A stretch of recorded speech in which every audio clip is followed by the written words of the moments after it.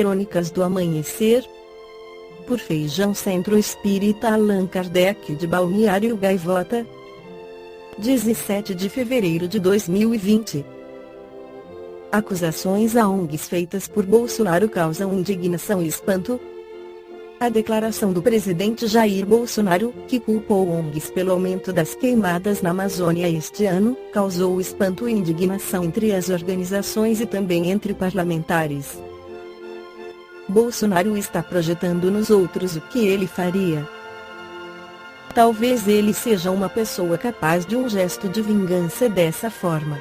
É uma declaração doente e a gente não considera, a gente trata, disse o coordenador de políticas públicas do Greenpeace, Márcio Astrini. Se fosse um grileiro de terra falando isso eu acharia lamentável. Como é o presidente da República dando uma declaração dessas, eu fico sem palavras para dizer, é uma coisa inaceitável, completou. Carlos Rito, coordenador executivo do Observatório do Clima, lembra que Bolsonaro foi eleito com uma agenda que classifica de antiambiental. E implementa agora uma agenda de ataque ao meio ambiente, com redução da fiscalização e tolerância jamais vista com quem desmata e queima florestas. A responsabilidade pela explosão do desmatamento e incêndios florestais, assim como pela destruição da imagem e reputação do país no exterior, é exclusivamente sua, disse o ministro de Meio Ambiente de seu governo como um todo, afirmou. Na manhã desta quarta-feira, o presidente afirmou que ONGs podem estar por trás do aumento das queimadas por terem perdido recursos e estarem querendo atingi-lo. Bolsonaro admitiu, no entanto, que não tem provas dessas afirmações.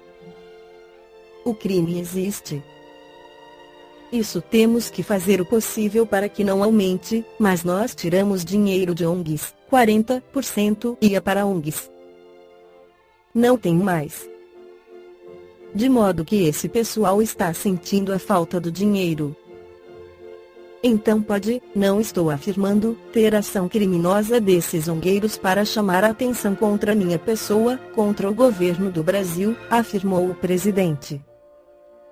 Questionado sobre se tinha provas do que estava falando, Bolsonaro disse que essas coisas não têm nada escrito. Diego Casais, do Instituto Havas, acusou o presidente de tentar distrair a sociedade da crise de desmatamento ilegal na Amazônia. Não podemos nos distrair enquanto o coração do Brasil está queimando. Por sorte vemos agora os próprios eleitores de Bolsonaro extremamente preocupados sobre a Amazônia. O presidente precisa parar de espalhar falsas acusações e começar a proteger a Amazônia, disse em uma nota enviada à Reuters. Ex-ministros do Meio Ambiente estão entre os que reagiram à acusação feita por Bolsonaro. Carlos Mink, ministro durante o segundo governo de Luiz Inácio Lula da Silva, classificou a fala do presidente de inacreditável. Não apresenta provas, só convicção. Nem plano anti-queimadas. Ele e o ministro do Meio Ambiente Ricardo Salles ligam motosserra, acendem pavio e apontam o dedo. Ecocidas, escreveu o ex-ministro em sua conta no Twitter. A ex-ministra Marina Silva, candidata à presidência em 2010, 2014 e 2018, também usou as redes sociais para criticar o presidente. A Amazônia está em chamas. O ministro do Meio Ambiente fala em fake news e sensacionalismo. O presidente diz que ONGs podem estar por trás disso. A falta de compromisso com a verdade é uma patologia crônica. Essa postura irresponsável só agrava a emergência ambiental no Brasil, escreveu.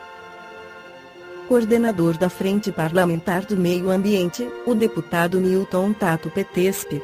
O governo Bolsonaro mais uma vez faz uma declaração estapafúrdia para na verdade não deixar claro para a sociedade as políticas de desmonte na área ambiental que ele vem introduzindo, disse. Seguindo o exemplo do presidente Trump dos Estados Unidos, o presidente do Brasil vem seguindo a estratégia de disseminar notícias falsas sem provas, com essa de culpar as ONGs pelo desmatamento e incêndio na Amazônia. No livro A Luz do Espiritismo, pela psicografia de Valdo Pereira Franco, o espírito de Viana de Carvalho nos orienta sobre a propaganda espírita, que também serve para os demais tipos de propaganda. Diz Viana de Carvalho: irmãos, a terra de hoje, com as suas injunções de dor e renovação, é o abençoado solo a que fostes chamados pela reencarnação para ajudar.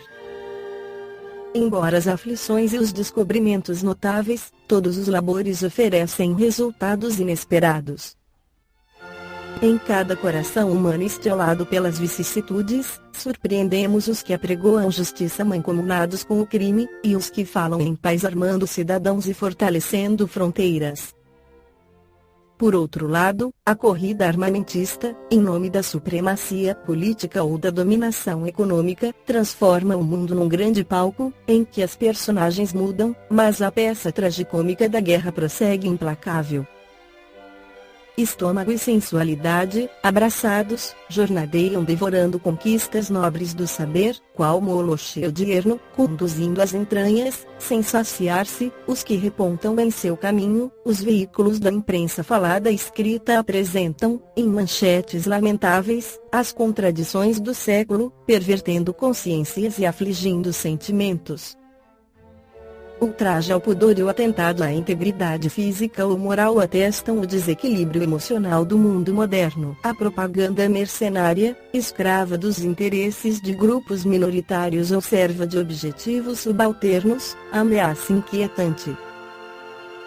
Porque, até o momento, a imprensa tem sido quase sempre veículo de destruição guerreira e de morte. Ontem, era o panfleto ironizando e ferindo. No passado, era o folhetim como veículo da perversão dos costumes, registrando o anedotário soez e perversor.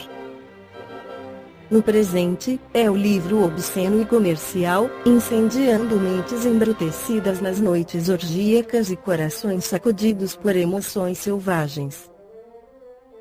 A princípio, eram o jogral e o segrel visitando propriedades para deleitar feudos e senhores, misturando divertimento com infâmias e veleidades em nome da corrupção. Agora, é o rádio repetindo as expressões da indignidade humana em caracteres apaixonados. Antes, era o desenho escabroso jornadeando de mão em mão, adquirido a de ouro. No momento, é a cinematografia indigna, aviltando a moral em nome de um realismo cultural que se expressa pela apresentação do crime e do vício, arrancados aos antros de degradação onde reinam, o sistema audiovisual de televisão, enfeixando as aspirações argentárias dos patrocinadores, faz-se porta-voz das sugestões que estimulam os sentimentos vulgares, como se o homem moderno estivesse resumido a um feixe de sensações expressas no prazer da luxúria e da sexualidade pervertida. E a propaganda, que tem a força descomunal dos grandes deslocamentos atmosféricos, é utilizada como arma impiedosa e inconsciente. Ao brilho das luzes da cultura atual, o homem surge como um desajustado, procurando, através da psiquiatria respeitável, solucionar os problemas que o desequilíbrio lhe tem criado e desenvolvido. O índice da criminalidade fala das psicopatias atuais, porque o homem moderno perdeu o endereço de Deus. O cristianismo, que lhe chegou ao conhecimento desfigurado e tíbio, não pôde resistir ao impacto das novas e desordenadas paixões, com o nascimento da doutrina espírita. Porém, há pouco mais de um século, paulatinamente o Cristo que o mundo olvidou retoma a tela mental e aos corações da humanidade, renovando as concepções da vida. Não mais o crê ou morre das velhas e superadas dominações religiosas. Não mais a cruz da aflição em nome da fé. Não mais aparatos impostos e ritos supostamente pertencentes a Jesus Cristo. Agora fulgura a nova luz, semelhante àquele que brilhava nas lições primitivas do Divino Vidente, o legítimo embaixador do Celeste Pai. Não basta, pois, simplesmente aceitar as experiências evangélicas de comunhão com as esferas espirituais. É imprescindível propagá-las para conhecimento de todos. A mensagem de alento, a revelação que esclarece, o ensino consolador, o roteiro seguro, a lição que norteia ajudando o homem a vencer-se, equilibrado e livre, são oportunidades de propaganda honesta que não podemos descurar. A experiência cristã começou no estábulo, mas não terminou na cruz. A mensagem espírita surgiu com Allan Kardec e jamais desaparecerá. Vestilários da renovação cristã ao impositivo das leis do amor expressas na reencarnação, desdobremos os recursos e avancemos no campo onde nos encontramos para servir.